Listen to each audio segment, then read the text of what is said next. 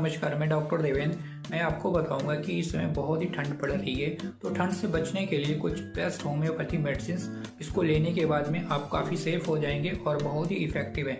जब भी इस मौसम में आप बाहर निकलें, इस समय शादियां भी शुरू हो गई हैं, या फिर किसी पार्टी में निकलें, या बहुत ही ज़रूरी से किसी काम के लिए आप बाहर निकल रहे हैं, तो विशेष ध्यान रखें। और अगर आप अपने साथ में बच्चों को लेके जाते हैं तो भी उनका विशेष ध्यान रखिए।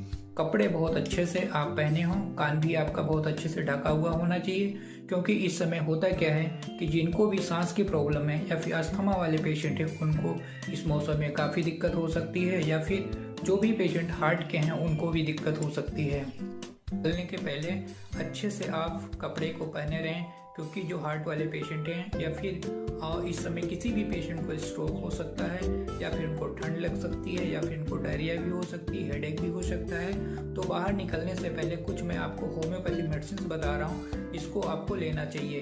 इससे क्या होगा कि काफ़ी आप सेफ हो जाएंगे। जैसे कि पहले जो होम्योपैथी मेडिसिन है वो है एकोनाइट नेपेलस 1 mg पोटेंसी में 2 बूंद सुबह शाम ले सकते हैं। जाने से पहले अगर आपका छोटा बच्चा है तो उसको 1 बूंद दे सकते हैं। अब देना कैसे, बच्चे को 1 चम्मच पानी ले लीजिए, उसमें 1 बूंद मेडिसिन डाल दीजिए और अपने बच्चे को पिला दीजिए। अगर छोटा बच्चा है तो उस मेडिसिन को जो आपने 1 बूंद डाला है, उस चम्मच से आधा पानी को बाहर गिरा दीजिए, और जो रिमेनिंग बचता है उसको आप पिला सकते हैं। नेक्स्ट भूमिका 1 mg पोटेंसी में, उसको आपको शाम को लेना है। और जो तीसरी मेडिसिन है वो आर्सेनिक एल्बम है 1 mg पोटेंसी में। और कोशिश करें कि आपने जो डॉक्टर हो उससे कंसल्ट करके दवा लें तो ज़्यादा बेटर होगा।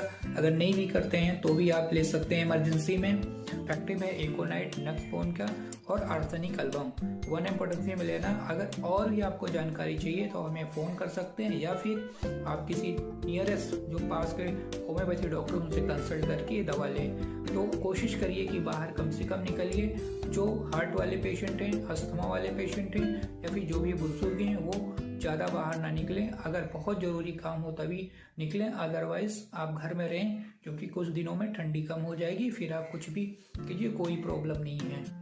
तो दोस्तों, आप अपना फैमिली, अपने बच्चों का ख्याल रखिए और ठंड से बचे रहिए। Take care you, thank you.